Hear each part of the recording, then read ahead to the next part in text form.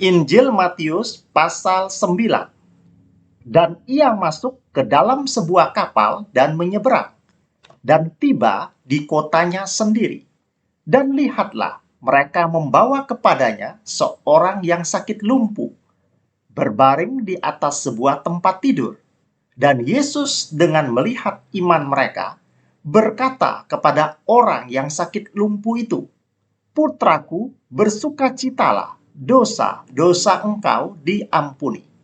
Dan lihatlah, orang-orang tertentu dari penyalin-penyalin kitab berkata di dalam diri mereka, "Orang ini menghujat." Dan Yesus dengan mengetahui pikiran-pikiran mereka berkata, "Mengapakah kamu berpikir buruk di dalam hatimu? Karena manakah yang lebih mudah? Mengatakan dosa-dosa engkau diampuni, atau mengatakan bangunlah dan berjalanlah? Tetapi supaya kamu dapat tahu bahwa Putra Manusia mempunyai wewenang di bumi untuk mengampuni dosa-dosa." Lalu berkatalah ia kepada orang yang sakit lumpuh itu, "Bangunlah, angkatlah tempat tidur engkau dan pulanglah ke rumah engkau." Dan ia bangun dan pulang ke rumahnya. Tetapi ketika kerumunan melihat itu, mereka kagum dan memuliakan Elohim yang sudah memberikan wewenang sedemikian kepada manusia. Dan sementara Yesus lewat dari sana, ia melihat seseorang yang bernama Matius sedang duduk di rumah bea cukai. Dan ia berkata kepadanya, "Ikutlah aku." Dan ia bangun dan mengikuti dia. Dan terjadilah kemudian, sementara Yesus duduk makan di dalam rumah, lihatlah, banyak pemungut cukai datang dan duduk bersama dia dan murid-muridnya. Dan ketika orang-orang Farisi melihat itu, mereka berkata kepada murid-muridnya, "Mengapakah guru kamu makan bersama pemungut-pemungut cukai dan orang-orang berdosa?" Tetapi ketika Yesus mendengar itu, ia berkata kepada mereka, "Mereka yang sehat tidak memerlukan tabib, melainkan mereka yang sakit. Tetapi pergilah kamu dan pelajarilah artinya. Aku menghendaki belas kasihan dan bukan kurban. Karena aku tidak datang untuk memanggil orang-orang suci, melainkan orang-orang berdosa pada perubahan pikiran." Lalu datanglah kepadanya murid-murid Yohanes dengan berkata, "Mengapakah kita dan orang-orang Farisi sering berpuasa, tetapi murid-murid engkau tidak berpuasa?"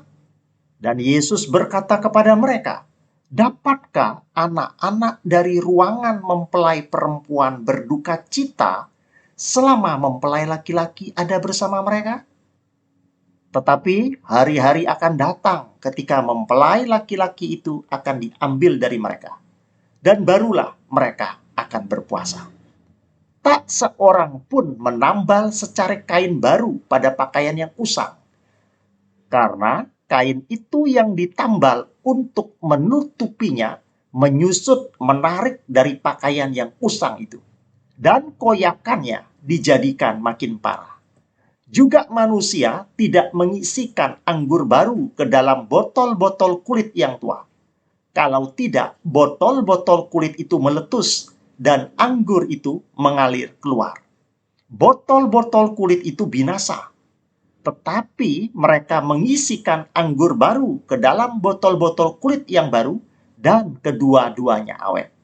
Sementara ia mengatakan hal-hal ini kepada mereka, lihatlah, datanglah seorang penguasa dan menyembah dia dengan berkata, "Putriku baru saja meninggal, tetapi datanglah dan letakkanlah tangan engkau ke atasnya dan ia akan hidup." Dan Yesus bangun dan mengikutinya, dan demikian juga murid-muridnya. Dan lihatlah, seorang perempuan yang sudah mengidap pendarahan selama 12 tahun datang di belakangnya dan menyentuh jumbai pakaiannya. Karena ia berkata di dalam dirinya, "Jikalau aku hanya menyentuh pakaiannya saja, aku akan sembuh." Tetapi Yesus memalingkan dirinya, dan ketika ia melihatnya, ia berkata, "Putriku, terhiburlah. iman engkau sudah menyembuhkan engkau." Dan perempuan itu disembuhkan sejak jam itu. Dan ketika Yesus datang ke dalam rumah penguasa itu dan melihat musikus-musikus dan kerumunan orang menimbulkan kebisingan, ia berkata kepada mereka, "Mundurlah, karena gadis ini tidak mati tetapi tidur." Dan mereka menertawakan dia dengan menghina. Tetapi sesudah kerumunan itu diusir keluar, ia masuk dan memegang tangannya, dan gadis itu bangun. Dan kemasyhuran akan hal itu tersiar ke seluruh daerah itu. Dan ketika Yesus berangkat dari situ, 2 orang buta mengikutinya dengan berteriak dan dengan berkata, "Putra Daud, kasihanilah kami." Dan ketika ia tiba ke dalam rumah, orang-orang buta itu datang kepadanya. Dan Yesus berkata kepada mereka, "Percayakah kamu bahwa aku mampu berbuat ini?" Mereka berkata kepadanya, "Ya Tuhan." Dan ia menyentuh mata mereka dengan berkata, "Menurut imanmu terjadilah kepadamu." Dan mata mereka dicelikkan, dan Yesus dengan tegas berpesan kepada mereka dengan berkata, "Pastikanlah bahwa tak seorang pun mengetahuinya."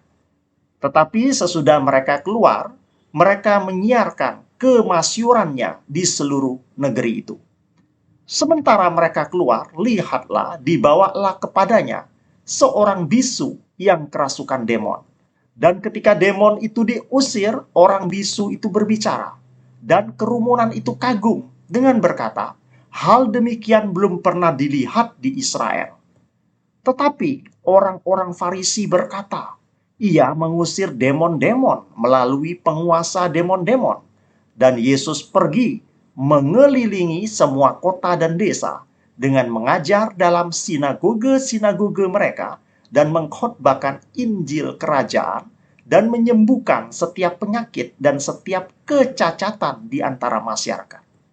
Dan ketika ia melihat kerumunan-kerumunan itu, ia digerakkan dengan rasa iba karena mereka, sebab mereka letih lesu dan telantar, seperti domba-domba yang tidak mempunyai gembala. Lalu berkatalah ia kepada murid-muridnya, "Panen benar-benar berlimpah ruah, tetapi pekerja sedikit. Oleh karena itu, berdoalah kamu kepada Tuhan panen, bahwa ia akan mengirimkan pekerja-pekerja ke dalam panennya."